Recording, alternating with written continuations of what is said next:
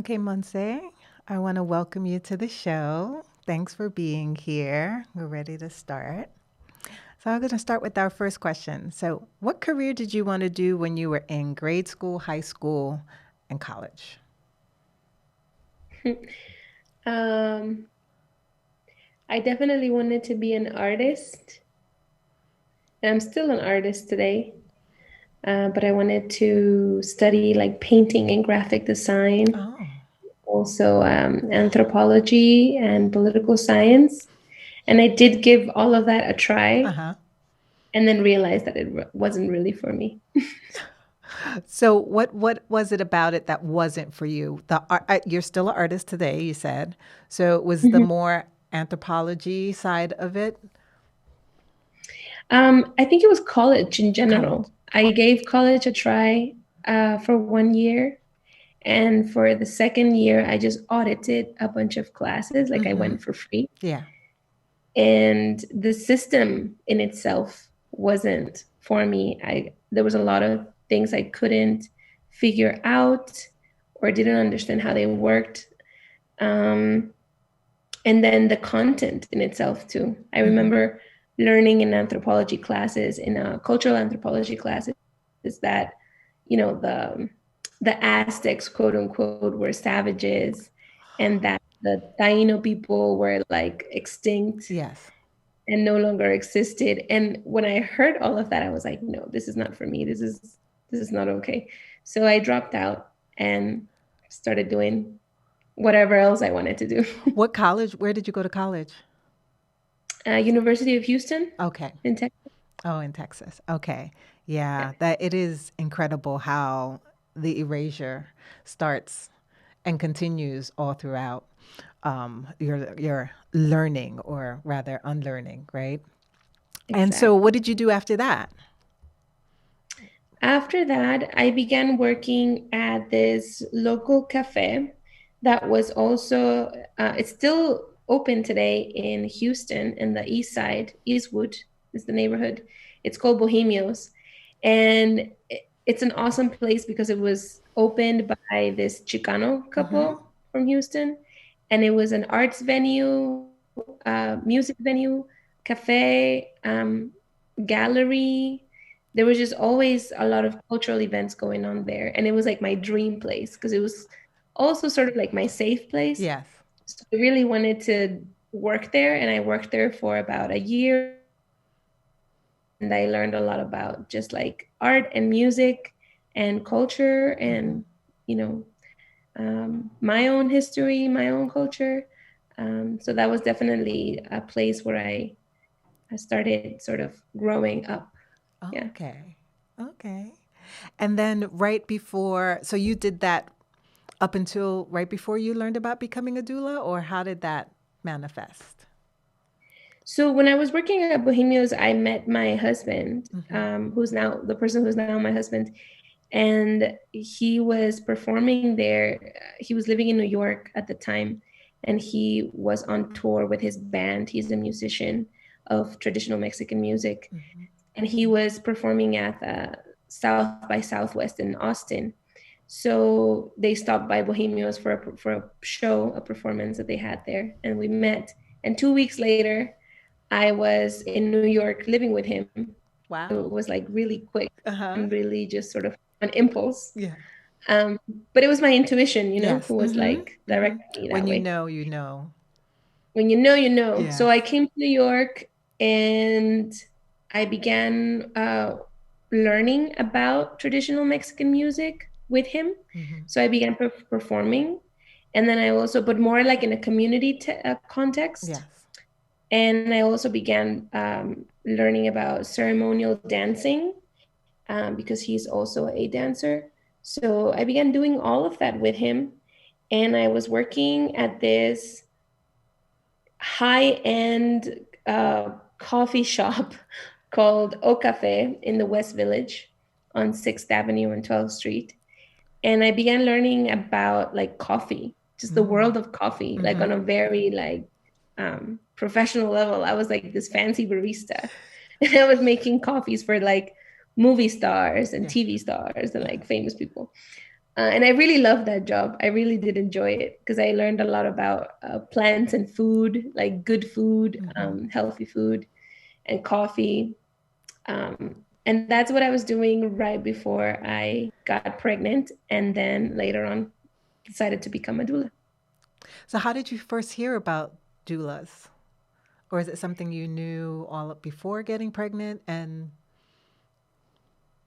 So, no, I didn't know about doulas mm-hmm. before getting pregnant. I met a lot of women in the ceremonial dance community and music community that I became a part of, Mm-hmm. friends of my husband, basically, Uh, who were doulas and who were teaching me about birth and about just anything related to childbearing. And when I became pregnant with my first daughter, one of them was my doula. I asked a friend to become a doula for me. And after my first daughter, um, a lot of them, a lot of my friends and sisters from the community encouraged me to become a doula and mm-hmm. to become a lactation counselor. Mm-hmm. So I was like, okay, I guess there's something here. And also, one of them, who's a very dear friend of mine, invited me to be a doula at her birth. Okay. And I had no idea that I was being invited into the space like as a support person, Mm-hmm. right? Um, I just figured she likes me and she feels good around me, Yeah. so she wants me there. So I showed up and I ended up being a support person, ended up being a doula. And I remember one of the one of our friends who was a doula told me, "So, are you ready to be a doula? Like you're gonna do this, right? You're doing this?" And I was like, "What? What is that? Like, what are you talking about?" Uh-huh. And that's where the conversation started, really. But I want to say that even before knowing the word doula or Yes. doulaing as a service or Mm-hmm. as a job, Mm-hmm. um, my family knew about it. Yes. Like, for example, my grandma has been an uninformal doula for a lot of people in Yes. our family and in our community. And Yeah. my cousins have done the same for each Yeah. other. And my tias have done the Yeah. same thing for each other. Yeah. So we just don't know it as doula. Doula. Exactly. I often Yeah. I often tell a lot of my clients, I was like, we were in community before, right? Because when they Mhm. ask about the traditional sense of a doula, I was like, it didn't have that name.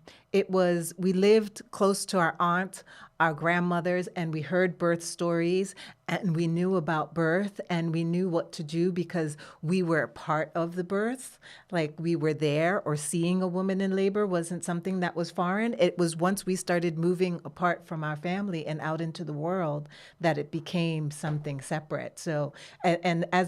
as you mentioned, your grandmother was an unofficial doula. My grandmother was like a midwife, so to speak, a community kind of healer in that respect. And I remember when I was living with her when I was young, the first time someone came over to get their child's ears pierced. Hmm. And the mother didn't want to hold the child, and the father didn't want to hold the child while it happened. And I loved babies, and I was like, I'll hold the baby, not realizing what was about to happen.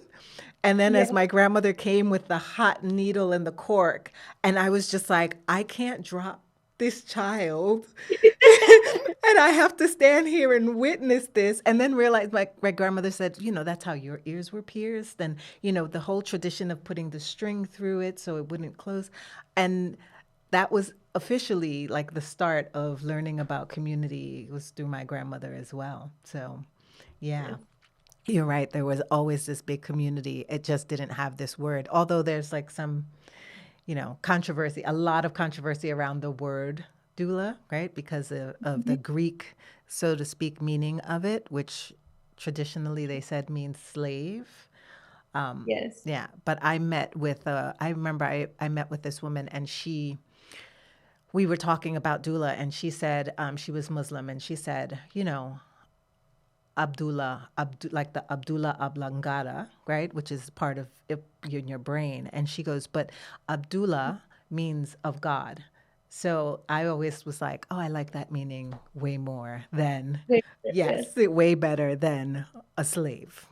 Um, But yeah, so then who did you take your training with and where did you start training? I trained with Ancient Song Doula Services. And I do want to say that now I found out that I can call myself something different. Yes. So I usually describe myself as a traditional birth companion. Yes. A traditional birth attendant, right? 'Cause we don't have to stick to just doula. We can like Yes. make it something else. So yes, I studied with Ancient Song Doula Services with Chanel and Patricia. They were our trainers. And they do a lot of amazing things for the community. Their work is very well known. Definitely. And I remember it was like an opening into a whole new world. Like I knew about herbs and birth from like stories in my family, but I had never heard about it in such a way of like all the physiological processes and like supporting someone in a hospital and abortion and all these different scenarios. Yeah. Infant loss, stillbirth, all of that. So I really loved my training because also it was focused around, it had a social justice lens to it. Yes. And so, yeah. And I remember there were white people in the training and, you know, some of them were unpacking stuff, you know, like their own privileges and shame and guilt around being white and like supporting people from communities of color. And Chanel and Patricia were actually very good about creating a safer space for that to happen. So yeah, I really loved my training. So what surprised you about the social justice aspect of the training? I didn't know. I was not aware that when it came to women of color, specifically Black women, that there was a really high rate of infant mortality and maternal mortality. And so I learned that in the training and it just hit me like, oh shit, you know, we have a big problem. We have a huge problem in our hands.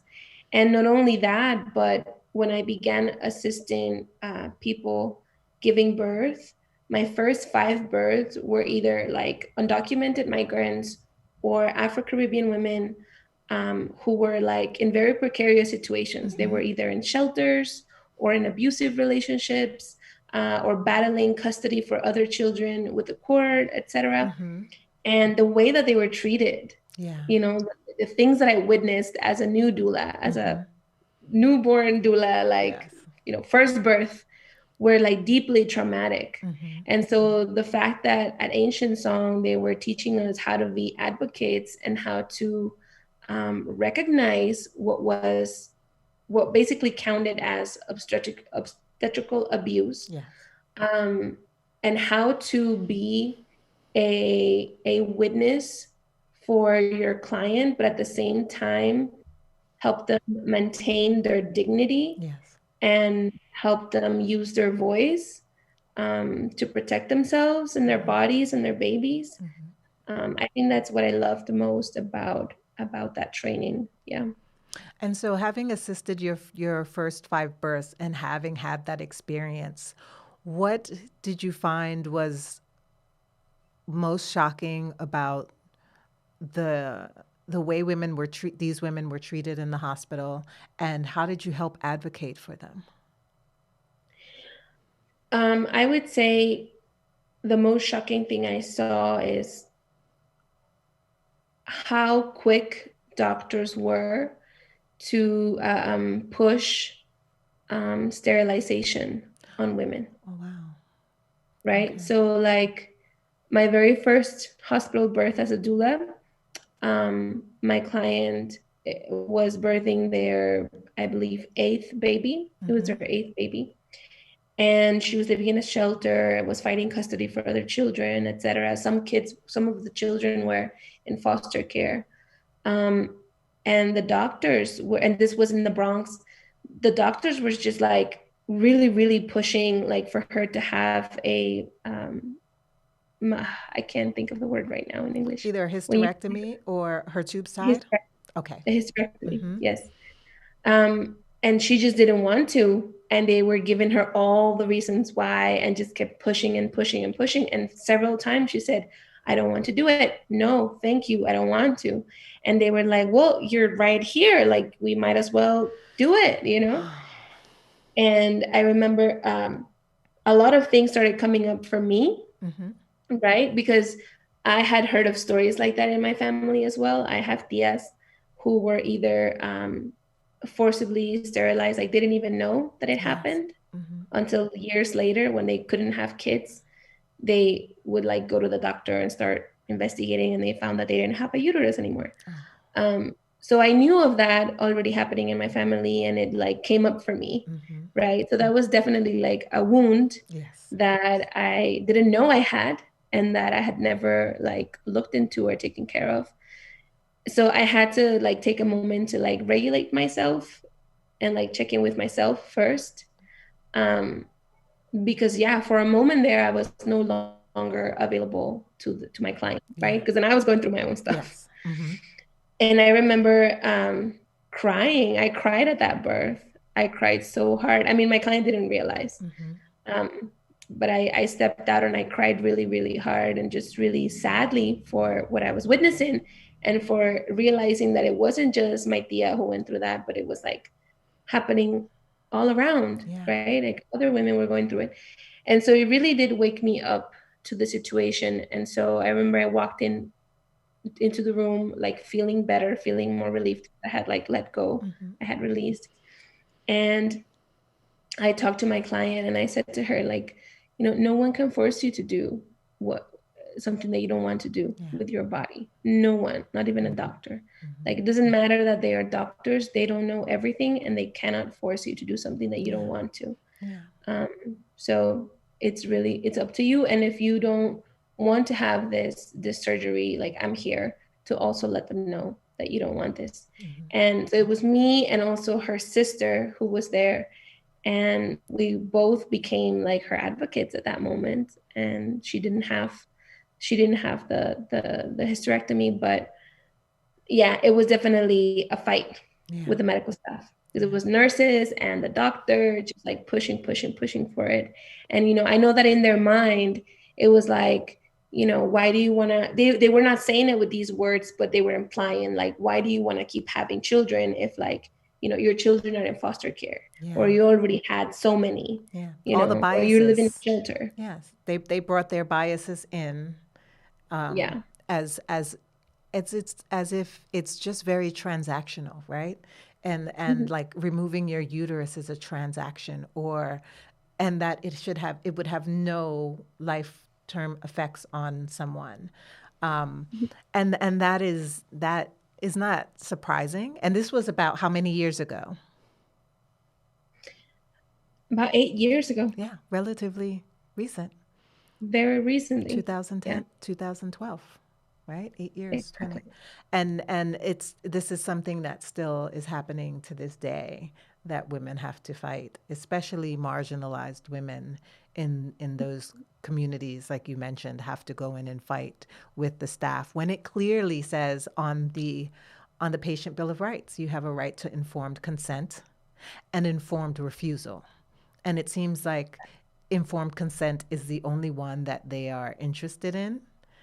And even though your client said no several times, they don't hear the no. You know? No. And yeah.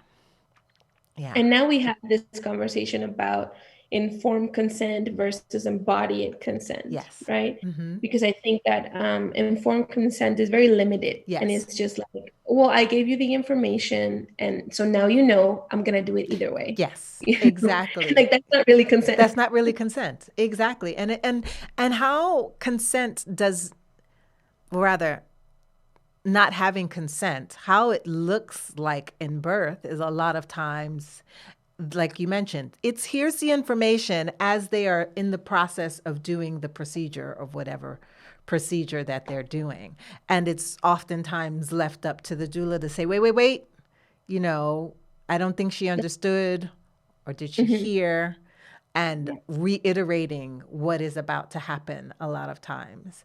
And So after that, like, how did you manage processing those births on your own? Did you turn to your community? How did you help navigate that?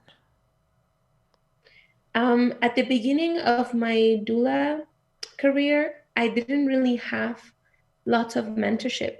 I want to say that, like, I didn't really have someone to turn to. And for me, the easiest or most accessible thing was to like talk to my grandma about it. And she was basically like a sounding board, you know. She was just like, hear all these stories, and she'd be like, yeah, mija, that's hard. Like, that's the kind of stuff that I went through. That's the kind of stuff that your mom went through, that your tias went through. So for her, it was kind of like not surprising, you know. But later on, and especially when I became a member of the New York City Doula Collective, I started having more mentorship and more people that I could go to and talk about these things that I would witness. But for a long time, I just sort of carried them with me. You do. And they made me really sad. Yeah. I think that's the part of doula work that most people don't realize, is that holding space is also, we're taking this in, we're experiencing it, we're witnessing it, and our body is just absorbing it and processing it. And so once you found mentorship, how did you find, what ways were helpful in processing? Mainly talking through it, and like, you know, being able to tell the story to someone, and then, you know, for them to sort of like ask questions about how I was feeling and about, you know, what was going to be my self-care plan after this birth that was difficult. That was really helpful, having someone to talk about it and not having to like explain a lot, you know. I feel like when you're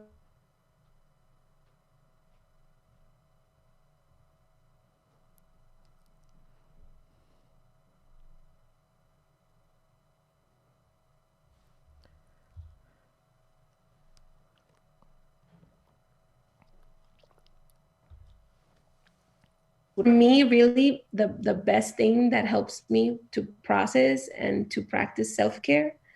You froze for a second, but now you're back. So you stopped. Oh, she's gone.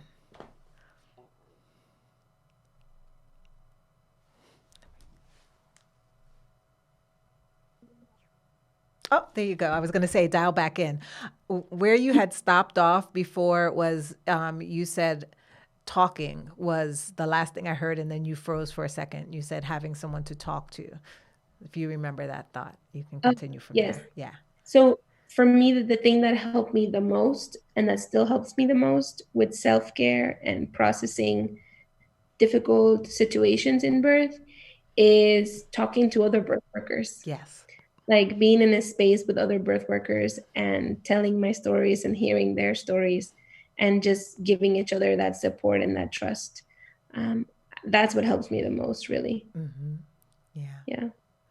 Yeah. And so, you know, in part, you talked about before of learning these traditions that, if you can speak a little bit to where you're from, because people don't know where you're from, and those traditions, in the sense of what was different from in your teachings and learning about birth through your traditions and customs, and what we practice here in the U.S.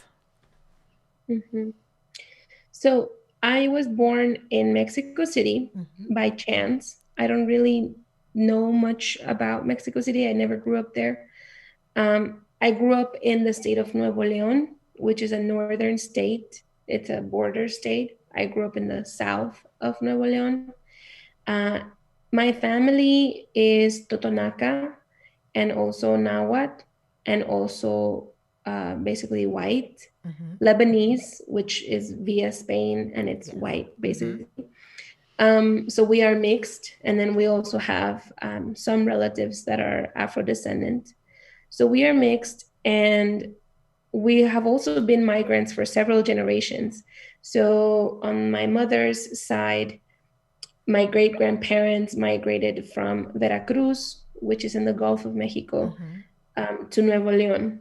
And this was during the times of the Mexican Revolution. So they migrated and they established themselves in Nuevo León. And then also on my father's side, they are from a town called Los Ramones, which is also in Nuevo León. So that's where we grew up, mostly in Nuevo León. And my great grandparents, I had the honor of growing up with them up until I was 12. And they spoke their language. They spoke Totonaca, my grandpa as well. And they kept a lot of their traditions as far as like food, birth, postpartum, herbal knowledge, body knowledge, like doing body work, and celebrations. So I grew up seeing a lot of that and living a lot of that. But when they passed, a lot of that was gone. Yeah. And so I was not taught my traditional language. I was taught in Spanish and then later learned English as a migrant in the US. When I arrived to the US, it was really a huge cultural shock. And so much that I really feel like it was a traumatic experience because I didn't want to go to the US. I was taken there by my mother as a minor. And so much of my life in Mexico just disappeared from my mind. Wow. It's almost like I was blocked, right, for several years. And I didn't remember a lot of things. I didn't really want to know or remember things about life back in Mexico. I was like in that process of like, I have to assimilate to US culture, but I don't really want to. Yeah. And it was just kind of like being in limbo. And I really do feel like I experienced something that we call like soul loss, espanto or susto, which is kind of like something traumatic happens and then a part of your spirit leaves you. Yeah. And you have to retrieve it through ceremony. I really do think that's what happened to me. And I was experiencing that for several years.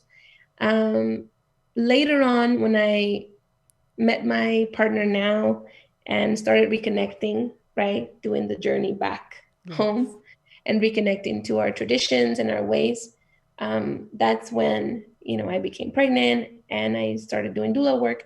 And so as a doula, I would witness, right, like what urban life in New York City meant for birthing people, how that would influence birth, like that lifestyle and culture.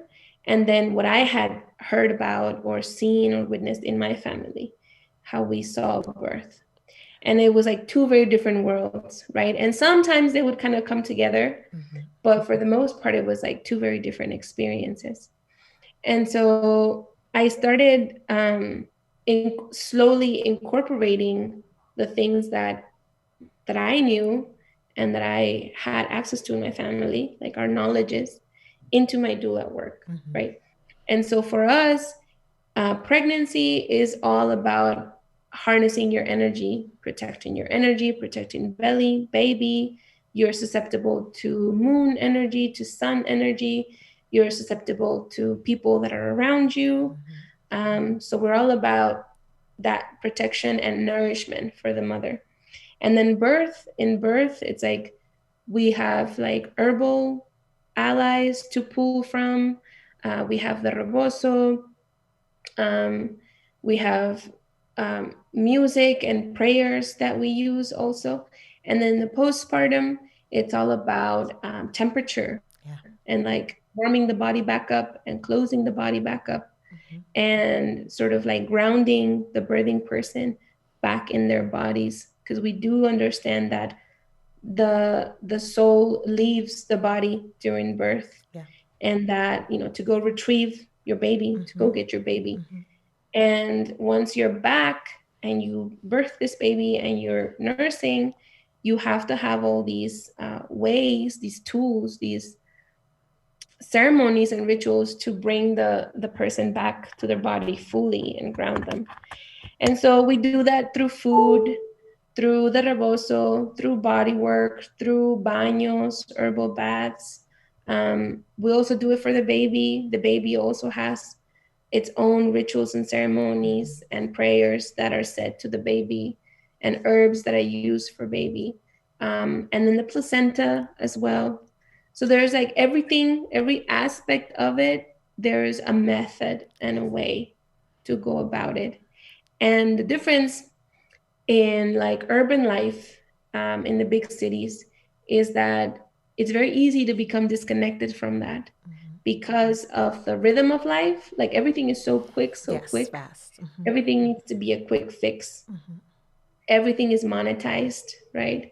And then when you enter the medical industrial complex, there is no acknowledgement for spirit. There is no reverence for birth. There is no honoring of birth and the birthing person. There's no respect towards the birthing person and birth as a physiological process, Yes. and as a spiritual process. So yeah, it's very complicated sometimes to walk into those spaces and still maintain a certain integrity to what you're doing, and in a type of sort of space around your client, right, or the person that you're supporting. So that was one of my greatest challenges, trying to incorporate me and what I knew into a space that was not created for that. Yeah. Right. That was all the opposite. Yeah. Completely the opposite of all of that. And that I like. So when you talk about there's a lot of body work that is done traditionally, and part of the body work that is done is also, you mentioned the Rebozo, right? And you teach a really great workshop. Before the Rebozo workshop was called Cultural Appropriation and Rebozo Work, right? That's what it was before. And now you have changed the name of it. Can you talk to what the current title is, and why was it important to have a workshop around the Rebozo? Yeah. So now it's called What You Didn't Know About the Rebozo. And I just want to say that the reason why I changed it is so that I could attract more of the people that it is for. Yes. And who Because is it for? I realized that when I put in the title Cultural Appropriation and Rebozo Work, a lot of people are like, I don't think I want to talk about that. Yes. Yeah. Yeah. Yeah. And so I'm like, okay, I'll just make it more mysterious. Yes. So that you come and you're like, oh, I want to learn some Rebozo things. And it's like, boom. Yes. Yeah. Yeah. Why was it important to teach this workshop? Okay. So it actually all started when I was a member of the New York City Doula Collective. And I always tell this story in the class anyway. So I'm fine with telling it. I don't tell anyone's names. I was at a mentor meeting. I was at my mentor's house. We had a mentees meeting. And most of the people in the room were white. There were white doulas. I think it was like only my mentor and I who were people of color there. And we were talking about the Rebozo. We were talking about the things that we all carried in our doula bag and for what. And so the Rebozo came up, obviously. And I was at that point in my doula career, I was really feeling like I was finding out about, the issue of cultural appropriation within the Rebozo.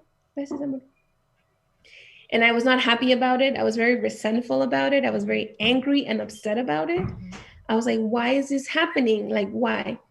And so going into this meeting, someone brought it up, a white doula, and they wanted to hear from me. They wanted for me to share or give a workshop on the Rebozo. But the intention was, how can we use the Rebozo with our clients? How can we apply it in birth? Yeah, with our as a tool, but no history behind it. Yes.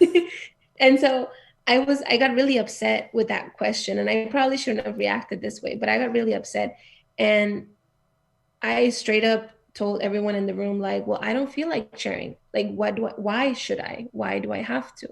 I don't have to. No one is entitled to anything. No one is entitled to learning about the rebozo, especially if you're white. And so this person's response was, well, this is something that benefits a lot of people that we want to learn about. And if you won't share about it, someone else will. Like, if you don't want to, share with us, we're going to find someone else who's going to give the workshop, and we're going to learn anyway. But if you think that you have a different perspective on it or something important, then you should be the one to teach us, right? Yeah. and so I really thought about it, and it was on my mind for several years. My mentor highly suggested that I created a whole workshop about it. And I came to the conclusion that, within my community and within my family, I am not I don't position myself as a teacher. Yes. And so, and I'm also not an expert on body work. There's things that I know and things that I have been done to myself, and that I understand, that I've been practicing for a long time. But in no way do I position myself as someone who teaches, who mentors others, because I do feel that for that, you need a lot of years of experience. And either an elder gives you permission to do that, passes something on to you, or your community requests you as such. Yeah. And so at that time, I was like, no, I'm not going to come up with a Rebozo workshop, because that's not my focus. That's not something that I know. Like, I know how to use the Rebozo in a different context. And what people want in the US is they want the Rebozo to be focused on birth. Only as right? birth. Only for birth. As if the Rebozo was invented for that. Yes. And it really was not. And so for me, it's like, I know the Rebozo on a daily life context. I can tell you how it evolved. And this is what we talk about in the class. We talk about all the ancestors of the Rebozo, how it evolved through colonization up until today, and what it looks like today. All the things that you can use the Rebozo for that are not birth related. And then we talk about self-care, how you can care for your body and care for your emotional body and spiritual body with the Rebozo. We talk about that, but definitely the Rebozo is not mainly for birth. And that's one of the things that I really wanted to clarify in the workshop. And also that the Rebozo is not inspired in Spanish mantillas, which is a story that I see a lot of Rebozo trainers give in their classes, that the Spaniards brought it, we saw it, and we were like, oh, that's cute, let me use that for this. And then we sort of like put our touch on it, and then it became what we know more now erasure as the Rebozo of history and culture. Yes, it's huge erasure. And so we look at the decolonial story of the Rebozo. But also I let people know that, like, me, for my births, I didn't use my Rebozo. Most of the births that I've attended as a doula, I don't use the Rebozo because it does come in handy in specific situations. But before you pull out a Rebozo to use on someone, there are other things that you need to be looking at, other factors to consider. And for example, what is the baby's position? I've seen doulas and I've heard stories of doulas using the Rebozo on people without even realizing that it was affecting the baby's position in a negative way, or without considering, like, well, what's happening to the birthing person's body, to their ligaments, right, to their muscles, because there are things that you can do with your hands and with movement without having to use the Rebozo. Sometimes it's something emotional or something spiritual. And so as doulas, we are at a birth as gatekeepers, right? We are gatekeepers, and we are directing spiritual energies that are happening, right? We're directing energy, and we are manipulating that energy, right? Because we are creating a certain kind of space for our clients. And so all of that can be done without the Rebozo. The Rebozo is an intervention. And we don't realize that, right? My friend Maite who is a sobadora, always says that. I But love the Maite, by the rebozo way. I want to is have her an on as well. intervention. It is. Yeah. Yeah. And so if we are there to prevent interventions, because maybe that's what our client wants, right? Maybe they tell us, I really want you to help me stay on track with my birth plan. I really want to avoid an epidural, or I really would like to avoid an induction, et cetera, et cetera. And we know this. We know that we're walking into a space like a hospital where interventions are just like all the time. They're protocols. Why would we pull out something to do on our client, like the rebozo, that is also an intervention, without considering all these other options first, Yes. right? And so the rebozo can definitely be very, very helpful in like very specific situations. And after you have looked at other options and you've exhausted all resources, then you use your rebozo. But that's also something that needs to be learned with many years of experience Exactly. under the supervision of a midwife that knows exactly what they're doing, and they're teaching you this in person, Yeah. right? Because virtual stuff is now very common, Yes. and you cannot You learn cannot that learn. virtually. So yes, that's what I have to say about why it was important for me to offer this class online. Yeah. I find that it is true. It's often, that's one of the questions that is on the list of questions that comes up when questions to ask your doulas. And I often find that, they're like, what is in your bag? And I tell my prospective clients or people that I'm going to be supporting that it doesn't matter what I have in my bag. The most important thing that I bring to a birth are my hands, because I have a rebozo. And like you mentioned, it is not something that I'm going to use on every person, because the energy, as you mentioned, can also wind up in your rebozo, right? And if you're not doing the things that you need to, you're transferring that energy. So I think a lot of people feel that I have a rebozo as that's something that should be in a doula bag. And then I have to use it at every birth because I was taught this training. It's like aromatherapy. I have a lot of aromatic oils, but I don't use them at every single birth. And it's not something that goes with every single person. So when you teach the workshop and you explain this, do you find that they have a better understanding afterwards, that stop pulling out your rebozo? I use my rebozo, as you mentioned, more so for me at birth. I use it to help keep me warm. I use it to bind my womb. But do you find that people are like, oh, yeah, I'm not going to pull out my rebozo every time? Yes, it's a mixed response. Some folks have it very clear and they're like, oh, okay, yeah, I don't feel like this is for me. I don't feel that I should be doing this. A lot of people tell me, yeah, I had a lot of doubts. I felt uncomfortable, but I didn't know why. And I think now I understand why. And then some folks are just kind of like, I'm just going to keep doing my thing, you know? And a few of them have asked me, what do I think, if I think that they should continue to practice with it? And I never tell folks like yes or no, do it, don't do it. I leave it up to them. I really do trust that we can all be responsible for ourselves and be self-accountable.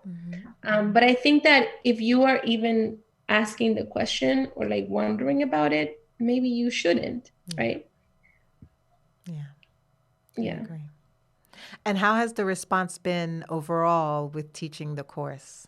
Because I sat in on when it was named cultural appropriation, and I got there a little late towards the end, but I just recall you really hitting home the fact that this is not for you if you are not a person who it speaks to, right? And just to be doing it for the sake of doing it is not something that needs to be done, but also understanding the history of where it has come from and paying homage to the fact that if you are a white person, this is not your history. And if another white person is teaching you this course, that is not their history either. And there needs to be a deeper meaning and understanding behind this work of using the Rebozo. And so do you find that now that you've changed the name, you have more people signing up for the Rebozo workshop, or? Well, yes. I mean, I don't think that it has dramatically changed that Okay. like itself. Also, one of the reasons why I also changed it is because I will be presenting this class at a conference in Brazil. Wonderful. And like a virtual conference in Brazil. And the person that invited me to it sort of gave me a breakdown of the situation in Brazil, which is kind of the same.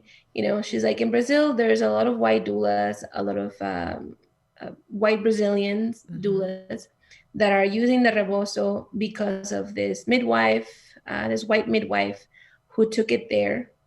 And they really don't care to hear the conversation around cultural appropriation and social justice and reparations and all of that. They just, it's very common for every doula to have a Rebozo and to use it. And you apply the techniques that they've learned in this midwife's Rebozo workshop. And so she's like, I think that if we call it something different, they will definitely sign up because they want to learn more about it. But it's definitely not what they're going to be expecting. Yeah. So another reason why I changed it, I was like, she's right. Yeah. Like a lot of folks will sign up just wanting to get more. Exactly. Learn because other ways. Really, yeah. I mean, that's really the attitude nowadays, right? Of like extracting. And that's a big problem because I feel like it's a reflection of like how we treat Earth too. Yes. Like the way that you treat women and the way that we treat Black communities, Indigenous communities is the way that we treat Earth, right? It's like on Earth, we're like always extracting resources for our benefit and always taking and not necessarily giving back. And that's the same behavior that we do with each other, right? With our compañeras and compañeros, whether they're Black, Indigenous, if there's something that they have that white folks want, there's always an attitude of like, oh, I want that. But there's never like a reflection on like, well, what am I giving back, right? And should I really take this? Can I look into my own story, into my own lineage, into my own culture to see if there's something there that could also help me in the same way? And that I always propose that in the class, you know, before you even continue to take from our communities, before you even think about extracting more, what is there in your own lineage, right? What are the medicines that your people have? Because we all give birth, right? White people give birth, Black people have been giving birth, everyone in the world gives birth. So I'm sure that for white folks, there must be something, some kind of medicine, some kind of textile, something that they can use and benefit in a similar way in which how the Rebozo benefits. So that's one point. And the other is that a lot of folks think that because someone in the US, if you say I'm Indigenous or I'm brown or I'm a person of color or I am Latino, that is an automatic pass, right? Yeah. Even if I look white as milk, right? And so I really put that into context for people because when I say Indigenous people or Indigenous communities, I really ask them, what do you think of when I say that? What is the picture, the image that comes to your head when I say Indigenous communities? And a lot of them don't really know how to answer. And I propose to them to look into, like, for example, the people who are serving your food at restaurants, the people who are cleaning up your homes, the people that are taking care of your children, picking up your trash, cleaning the subway. A lot of them are undocumented migrants. The people that are in the border, at the US border, US Mexico border, locked up in cages, the people that are getting persecuted by ICE and getting deported, like that is an indigenous person, right? Those are indigenous people. Those are the indigenous communities that I am talking about. They left their villages, they left their little towns, their families, their traditions, customs, and migrated over here. And they brought a lot with them. And so a lot of them are healers. A lot of them are people who know about the rebozo, who have had it in their family forever, who know how to use herbal medicine, who have their own traditions around birthing. And I think that in the US, we don't realize that that's undocumented migrants. Yeah. Like that's who they are. And also, when you come over here to Mexico and you're on this side and you see the dynamics of class and race, it's very different. Yeah. So over here, like an indigenous person is mainly defined by the fact that they speak their language, they speak their indigenous language, and they live within their community, right? But a lot of us have different realities and have different situations. Some of us live in our communities and don't speak the language, or we speak the language and don't live in our communities, or we are now learning our languages because we didn't learn it as kids, or we are categorized by the way that we look, right? Regardless of where you live or what language you speak. And in the US, it's not like that. In the US, the conversation around indigeneity is very poor and it's very uninformed. And so it's very easy for anyone to say, I'm from Mexico. Yes. I can teach you about the rebozo. But we have white people in Mexico too, right? And so my definition is always, whoever taught you this, like, where do they live? What do they speak? What was their upbringing in regards to the rebozo? What are the birthing practices in their family, right? That's really what can give you like a background and a full picture on who is this person that is passing on this knowledge to you. Because otherwise, my conclusion would be that, you know, a lot of rebozo trainers, and I say quote unquote trainers, that are in the US teaching this are not really indigenous, right? Like they might have a Spanish last name, or they might identify as Hispanic or Latina. And in reality, they were born and raised in the US with a lot of privilege. They are citizens. They look very white. Maybe they have their white husband, etc. And that's a very different reality. Yes. Not that it's wrong. It's just very different.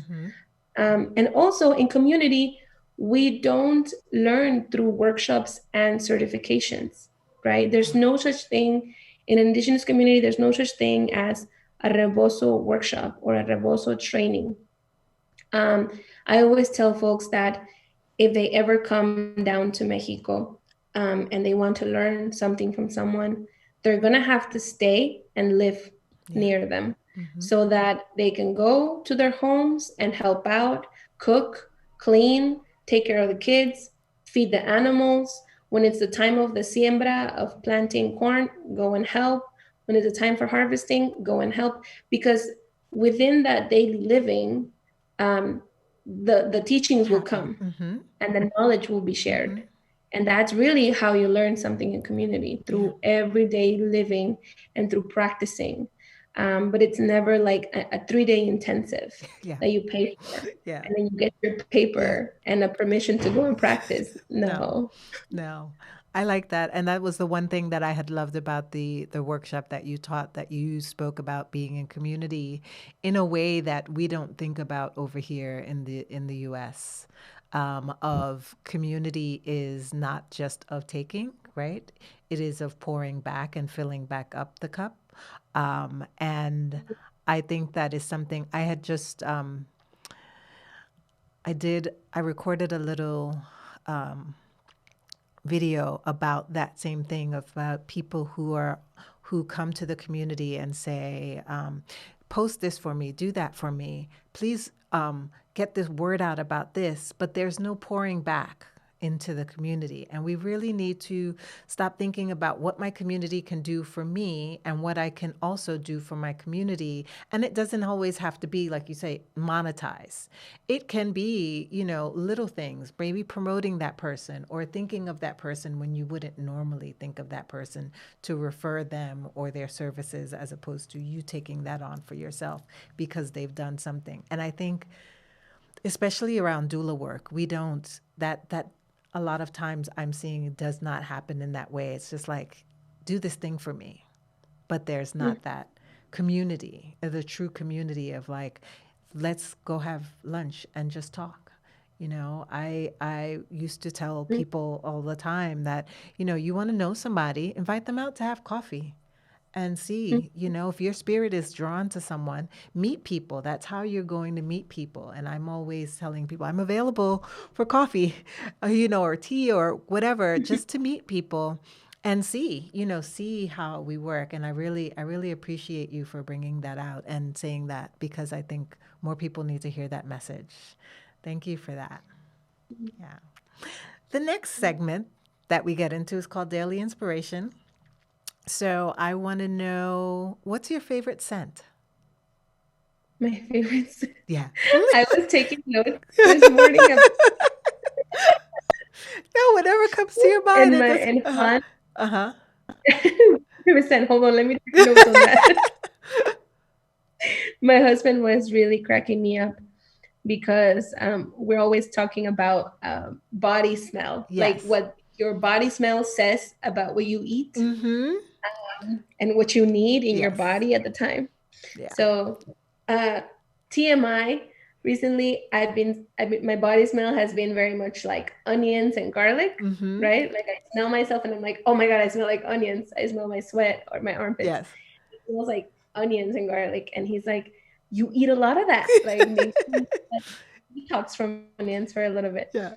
I would say that my favorite scent is, that smell right before it's about to rain? Yes.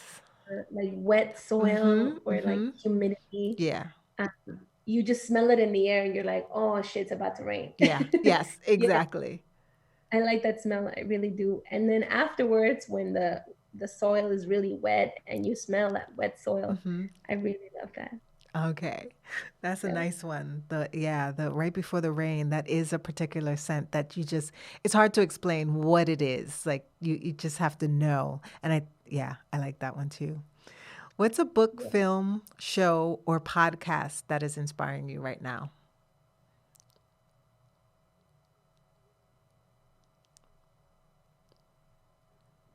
I think she's frozen it. It happened last time and then she just popped back on.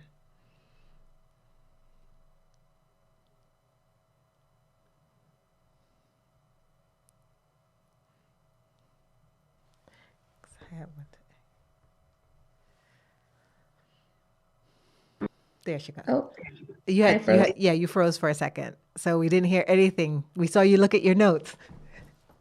Oh, okay. So I'm reading this book on traditional Totonaca medicine. And it's reminding me a lot of my great-grandma, Doña Tula.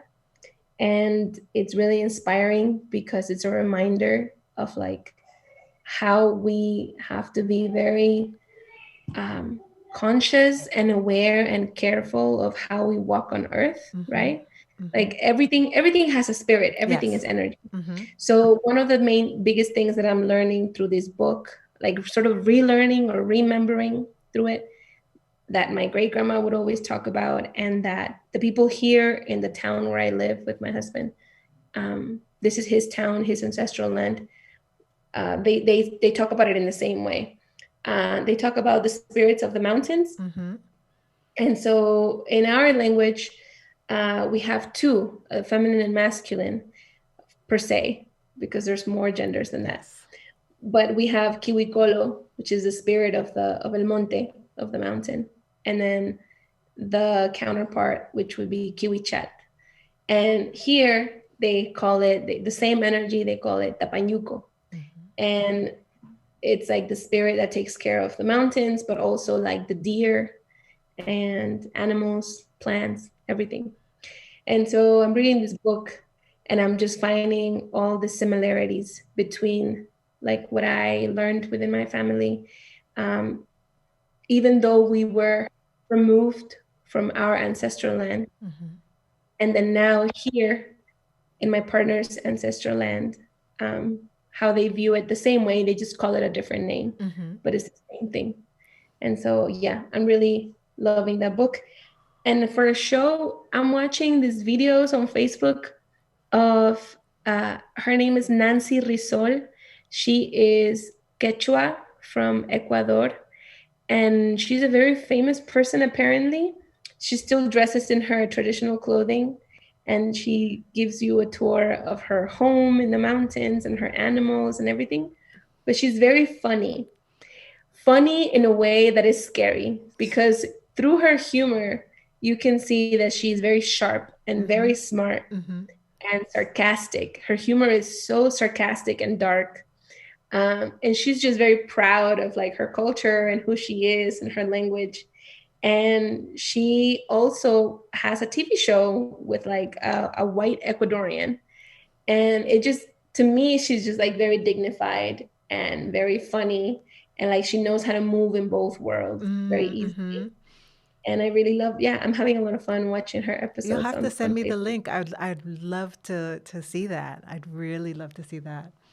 I'll Yeah. share them with you. Okay, Yes, you're great. gonna laugh a lot. Okay, great. That's Yes. what we need right now is a lot of laughter. And some humor. The world is I know. It's so serious. So, what's a quote that inspires you? a quote. I saw it somewhere and it's been on my mind this past few weeks. If it's not accessible to the poor, it's not revolutionary. And it really does make me question myself and what I do. Like, am I accessible to the poor? Am I accessible to people? You know, it's like I have Wi-Fi, I have a computer, I speak English, I still earn dollars, you know, and I give this classes online that are accessible to people with the same privileges, right? Who also have internet, who also have computers. And I'm just wondering, like, how can I make my work accessible to more people? I already don't charge a lot of money. I charge like $50 to take the course, and there's scholarships available, and a lot of people have taken it for free. But yeah, I'm just thinking about that constantly. That's been on my mind the whole time. If it's not accessible to the poor, it's not revolutionary. So I'm like, is my work revolutionary enough? You know? Like, am I just talking to white people with privilege, or can I also talk to my own people that don't hop on the internet to take these classes? You know? But I think I that's a great one too. But I think where you might not see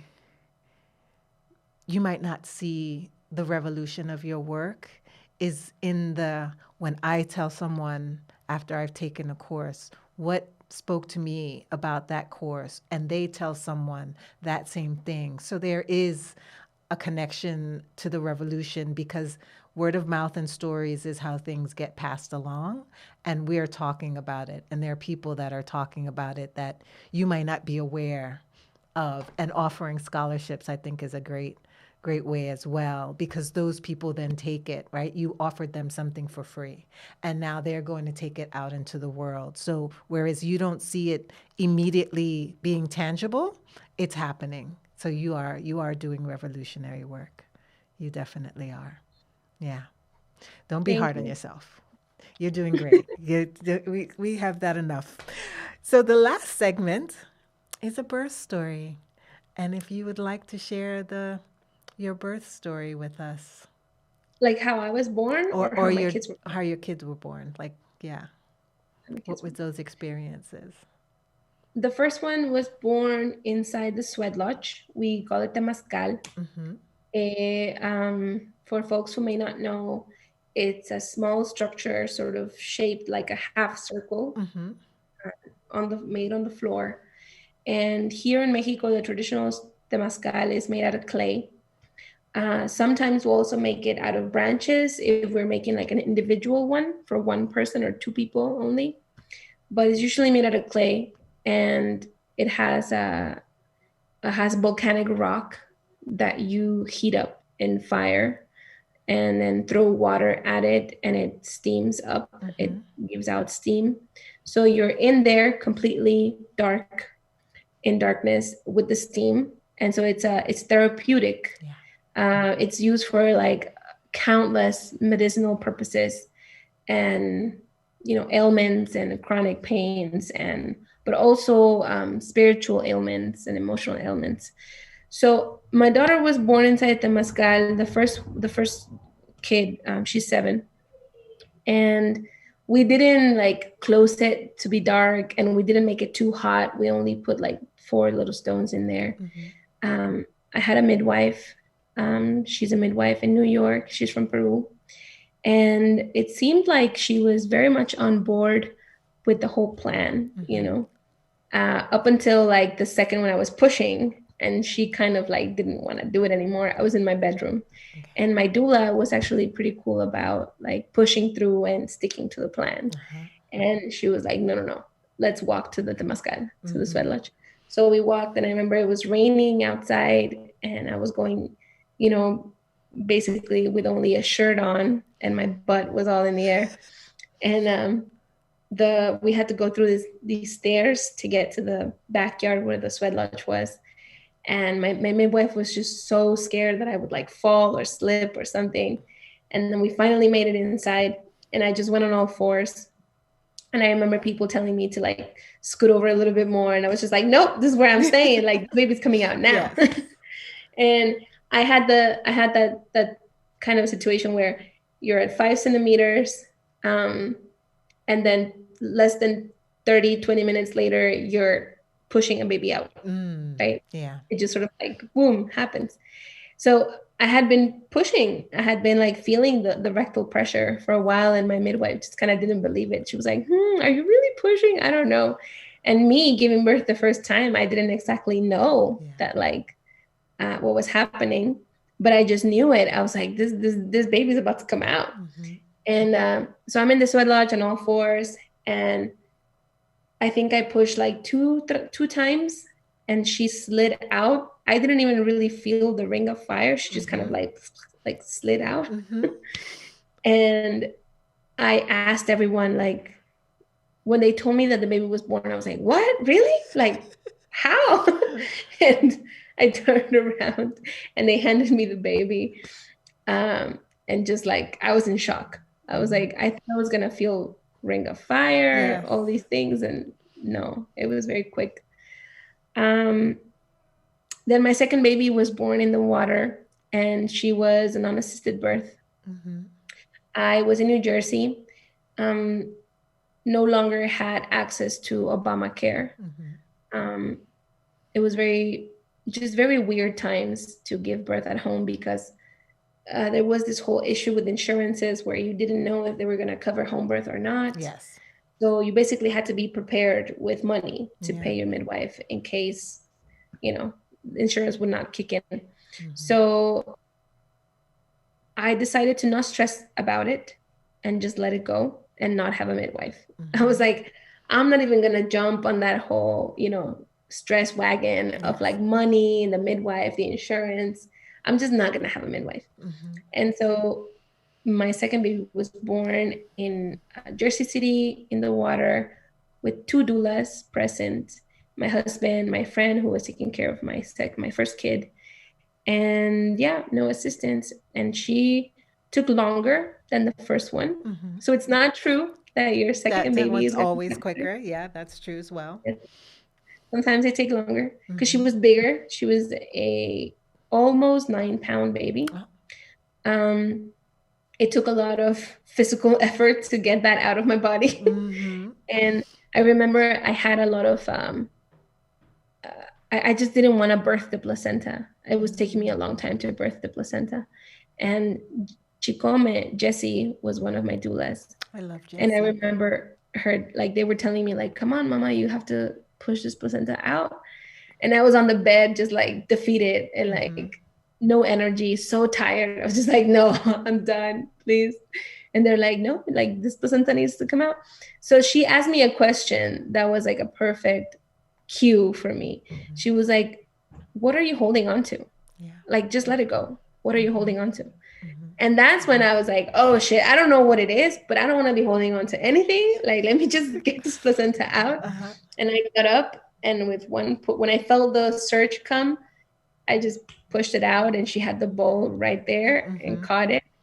And we cut the cord with a piece of obsidian, which Mm-hmm. is it's like Some kind of, fossilized yes. lava Mm-hmm. obsidian. And we believe that it has a hot temperature to it because it comes from lava anyway. So temperature, right? Warmth is really important in birth, not just for the birthing person, but also for the baby. Yes. We don't want any coldness to go in the baby. So when you cut with like surgical steel, for example, that's of a cold nature. Yeah. So we decided to cut with obsidian. And yeah, I mean, just stayed home. Yeah. Yeah. Yeah. And The process of registering that baby was hell. It was really difficult, yeah. but we did it. Yeah. Yeah. Yeah. They were both beautiful stories. Thank you so much for sharing. I really Thank you. appreciate your time and you taking the time to share all of the great work that you're doing and your traditions and customs. Thank you. Thank you for being a part of my podcast.